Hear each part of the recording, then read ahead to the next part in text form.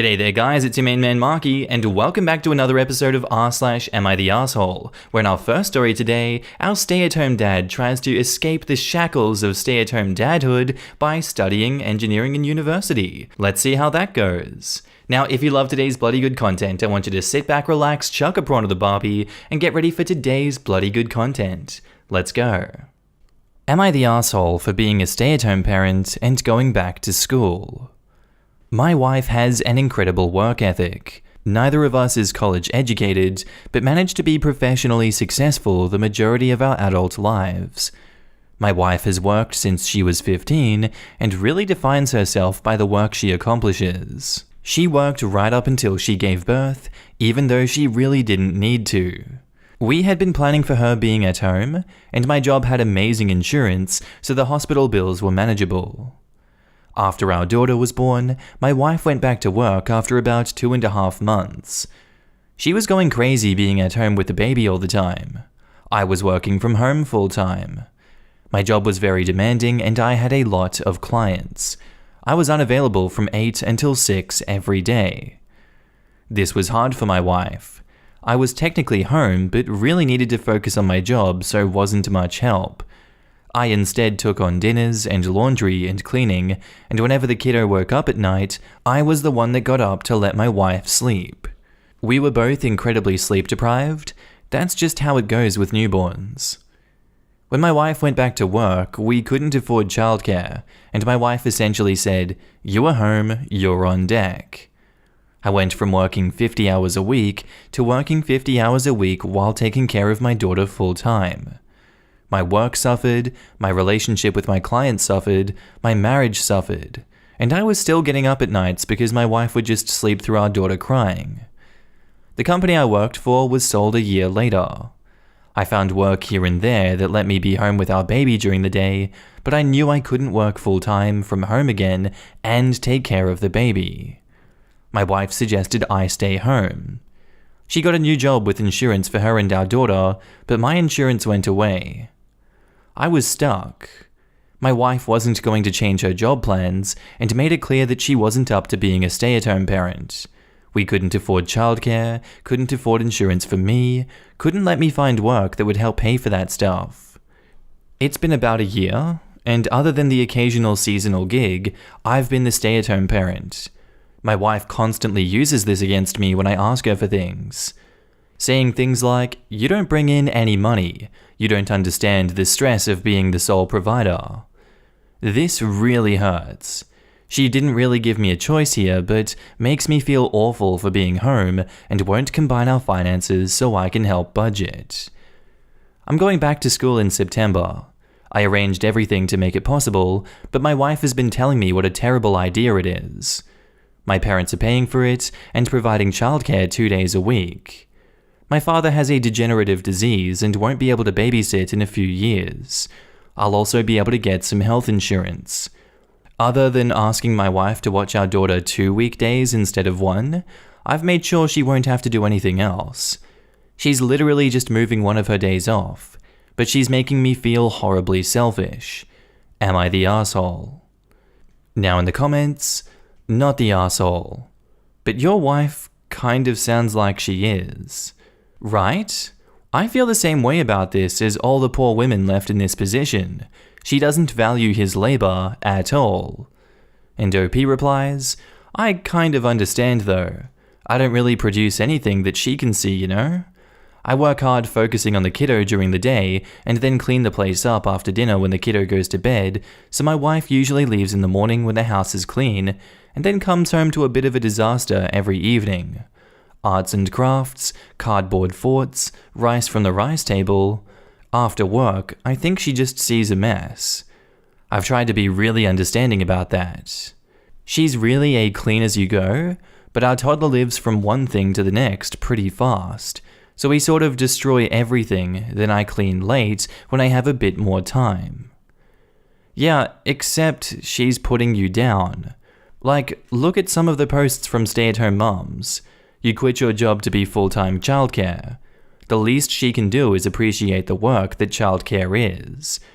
I don't have kids for precisely this reason. It's a lot of work and it never stops. The fact that she holds it over your head is not okay. You basically said she doesn't think that you do any work. I'd love to have a stay-at-home dad and be able to afford to do that. I'd be so grateful and appreciative that someone is willing to take on so much childcare. I'd also love to be able to afford to be a stay-at-home mum myself, but I would not tolerate my partner acting like what I do isn't work, and that my childcare is not a contribution to the household. Not the asshole. You both have a right to make decisions based on your own needs as well as the kids, and if full-time stay-at-home isn't working for you, your wife has no business treating you like an indentured servant. There was another post today where the husband was trying to volunteer his wife into homeschooling the kid when she fervently did not want to. That wasn't okay either. I suggest marriage counseling so you and your wife can relearn the fact that marriage is an equal partnership, regardless of who brings in the most money, and everyone's mental health needs should be considered and accommodated reasonably. And OP replies, "Counseling does sound like a good idea, but she's adamant that we can't afford it, and I can't argue otherwise. The one time we went, she didn't like it very much. My jobs have required me to be a very clear communicator, but my wife didn't find it easy to be relaxed enough to share personal stuff with a stranger right away, and then we just didn't go back." Abusers rarely like counseling. OP replies, "I guess I don't really see her behavior as malicious though, just really fear-based if that makes sense. Look, it doesn't matter what abuse is based on, it is still abuse." And OP replies to that, "I thought it was my job to love her and be understanding no matter what, but I realize I've been sacrificing my own happiness to accomplish that. I'm not okay with that." Info. Do you have any access to bank statements? I'm getting an incredibly hinky feeling from her regarding money. Can't afford insurance for you, can't afford daycare, can't afford therapy, even though insurance should cover this, and you have to ask to buy things. This is sounding more like financial abuse than anything else. And OP replies, "I don't see her bank account information. I do occasionally see her paychecks, but that's rare, and I know on top of her salary, she gets tips. But I don't know how much that is per month. I know her insurance is covered, she pays for our daughter though." It sounds like she is very much deliberately choosing to exclude you from insurance. And back to the post, we have an edit. "I never really thought of my wife's behavior as abusive, but that seems to be the general consensus so far. I never even considered that financial abuse might be a thing. I'm not sure what to do. Right now I'm leaning towards trying to make my wife aware of what she's doing and how it is affecting me. Reading your comments has been a little therapeutic. A lot of this stuff feels like I've known in my head, but have really been afraid to acknowledge. If my wife refuses to address these issues with me, I'm genuinely afraid of what that means for my family. Thank you to everyone who has responded up to now. I've been doing a lot of uncomfortable reflecting, and have more to do, I'm sure, but this was helpful." And now on to the update. A lot of people in my previous post brought up financial abuse, which is not a concept I was familiar with. It was incredibly difficult for me to accept that my wife was being manipulative and controlling in that way. I had this notion in my head that any kind of abuse had to be intentionally malicious, and that being kind and accepting and loving meant taking the good with the bad, and not judging when someone is unkind to me. In the case of my wife, I really thought that since I understood where her behavior was coming from, how she grew up, that I had to learn to deal with how she acted towards me. It was my problem to solve. I went back to school despite my wife's disapproval, and also found a job that has given me a scholarship for school. I'm going into engineering. I never thought that I'd love math this much, but I really, really do. Thought getting a job and having tuition covers might stop my wife from being upset about school, but oh boy, I was wrong. My wife is still not supportive. I just finished up my first year of classes literally yesterday with a 4.0 baby, and I'm on cloud 9. The entire year, all I've heard from her is how little I help around the house, that my job should pay me more, that she can't be expected to do everything, that it's going to take too long to get my degree. Endless. I will always love my wife, but I've realized we are not good together. With the help of my therapist, I've been learning to say what I want and to set reasonable boundaries and expectations, especially with money. I want to be able to co-parent our daughter together, but I'm also very aware that my wife isn't likely to split with me amicably. It's a tough position to be in for me. All in all, my life is on a positive path. I'm grateful for the insight everyone here provided. I'm sad about my marriage, but since I made the decision to separate, I have felt so much relief. I'm working to not feel guilty about that. I was raised to believe that divorce meant failure. Sometimes relationships just don't work out. Trying to keep something going when it's just over, surefire way to be unhappy. I'm glad I've got the perspective to see that now. I don't want to make it sound like I'm perfect and my wife is this raging bee. The first few years of our marriage, I was battling undiagnosed bipolar disorder and was a miserable crap. I'm stable, medicated, in therapy, and really enjoying my life right now. That was another one of the reasons I put up with a lot of the negative treatment. I felt like I deserved it. Anyway, love being a student, love my job, love my kiddo. Thanks again. And edit, just a few things I'd like to add. 1. Thank you again for all the love, the positivity and encouragement I've received here is incredible. I've had to make a lot of hard choices and haven't heard much in the way of good job. I needed that. 2. A lot of people have expressed their concerns over potential custody battles. My brother is a lawyer and got me in touch with someone who understood family law, so I've been preparing for any legal fights. I'm still hopeful my wife and I can figure out a plan that works for all three of us, but for my daughter's sake, I need to cover my bases. 3. My wife is not the devil. She has issues that she's refused to address, and that's made our marriage hard on us both. As someone in the comments said, you have to deal with your own issues before you can help anyone else. My wife is overwhelmed by her issues and does what she feels will make her safe, and while I understand it, it is not my problem to solve. Couldn't solve it for her if I tried, and I have tried. 4. To the people who said we should have never had a child together, you are probably right, but I'll never regret that my daughter came into the world. Best person ever, hands down. And 5. If you or someone you love is struggling with mental health issues, don't wait. Address it now. Do whatever it takes to find the help you need. It will only get harder to deal with if you wait. Now in the comments, that's fantastic. It may get more difficult when you tell her you want to split, so document everything on the division of childcare from the time of your child's birth through the current period. Best of luck to you.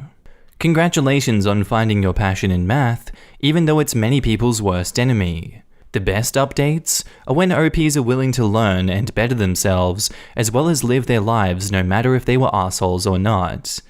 Jokes aside, sometimes it's hard to see red flags. This is why I've always preferred a blunt approach when it comes to things that can cause mental and physical stress. Best wishes. And I just read your OP. You made the only decision available to you since your wife was so adamantly opposed to any compromise. Congrats on a new beginning. This story spoke volumes, and it's about control. If she had just supported him, they would both be sharing the fruits of his labor, and everyone would be living a life a little easier. But control was the goal. And the whining about not doing home duties so she can come home to the Stepford life, but not being prepared to do them either, wasn't a great move. She wanted control, and getting educated is something that those who want control really don't like, because they know what's coming, and it did. She wasn't opposed to his career change, she was opposed to him attaining any autonomy. Power to him, and I hope he goes far. Unexposed is titled, Am I the Asshole for Not Giving Two Group Mates Access to a Work Document? I have a group project in which my group has 4 members, including myself. To make things easier, I will name them A, B, C, and myself. We have a research proposal, and the video is due in 3 weeks' time, and an interim submission for both of those things due today-night. Group members A and B have consistently not turned up for class, which is where most of the group discussions take place. Group members C and I have been doing all of the research work this far since the groups were formed 1.5 months ago, mid-April. C and I have tried setting up online meetings for our group to work together and get things done, but A and B either don't reply at all or reply very last minute. This has resulted in A not attending any meetings, and B has only attended one meeting. We have also outright told them that they need to help out because the workload is heavy, and C and I can't finish everything ourselves. In the one meeting that B attended, she left halfway saying that she had a call to attend to and was absent for half the meeting. C and I have been very frustrated and have tried talking to our lecturer about it, but there isn't much that can be done as he can't reshuffle the groups nor split our group up at this point. As the interim submission is due tonight, we have to submit the research proposal and a script for video production, and A and B were still not responding to messages nor added anything to the shared research document. C and I decided to just do everything ourselves in a separate document. Here is where I feel like I might be the asshole. The interim submission is individual, so to say everyone submits their own version of whatever the group has done as a whole. So A, B, C, and I will have the same content submission. However, since C and I did not invite them to the new document, in which we did all our additional research in, they do not have access to any of the research content we did, and will have nothing to submit. Additionally, I know that A has some personal issues that she's going through, and is also not doing well in school, which is why I feel bad that A will not have anything to submit. Am I the asshole? Now in the comments, not the asshole. Do not let anyone take credit for your work. Regardless of their home situation, you are not responsible for that. Info. By content submission, do you mean video? Did A and B help with the content submission, and is that why you gave them access to it? But they do not have access to the research proposal they did not contribute to, correct? And OP replies, by content submission, I mean the video script for the research proposal we did. At this stage, we need to submit 1 research proposal and 2 video script. They do not have access to either of those, as C and I added new research and content in a separate document. A and B did not contribute anything at all, even in the original research document that all group members had access to. Not the arsehole. Honestly, wouldn't be the arsehole in my opinion if you deleted what's on the shared document too. You had provided your part on the unspoken premise that they do their fair share, and they haven't even attempted to pull their weight. Why should they benefit when they've so thoroughly screwed you? When submitting your assignment, if possible, maybe write a note to Professor explaining what happened, and hopefully Professor can either let you drop them or resolve it some other way. And OP replies, C and I are planning to do that to update the lecturer that only the 2 of us have been doing work thus far. Thank you for the advice. And now on to the update. Hi. I thought I would make an update after the lecturer replied and met up with me and groupmate C. So some bad news and some slightly better news. Groupmate A dropped out of school as she felt she couldn't cope with the workload and the stress at home made everything worse. It meant we were down to 3 group members, and B was honestly absent for everything and wasn't contributing. Our lecturer contacted C and I, and he told us that he would be speaking to B privately without disclosing that we brought up this issue to him, as B had not handed in anything for the interim submission. The lecturer also said that he would be transferring a member of another group that had 5 members to our team to make up for A who dropped out. Personally, I feel really bad for that person as they have to change group members and the entire project idea. But there's nothing else to be done as the lecturer already decided. C and I also emailed our lecturer with proof, or lack of, for B's contribution, as he might need to use it if the situation escalates. So yeah, that's all for the update. Thank you to all the kind people who responded with suggestions to the situation. Now in the comments, this is why I hated group projects. At least your professor is actually acknowledging it, instead of just telling you to figure it out. And OP replies, yeah, my class lucked out with this lecturer. The rest of our lecturers seem to be pretty apathetic. Speaking as an employer who has very frequently hired people right out of university, remember this experience. When you're asked an interview question about overcoming an obstacle or working in a team, here is your example. Don't use it as an opportunity to badmouth B, but do talk about how you and C strategized to take on more work than you had expected to. Also talk about how you helped the new person adapt to being added to the project. This situation might suck now, but it really can be used to your advantage when you're looking for your first full-time job. Not the arsehole. Social loafing? When you write up your project, look into this.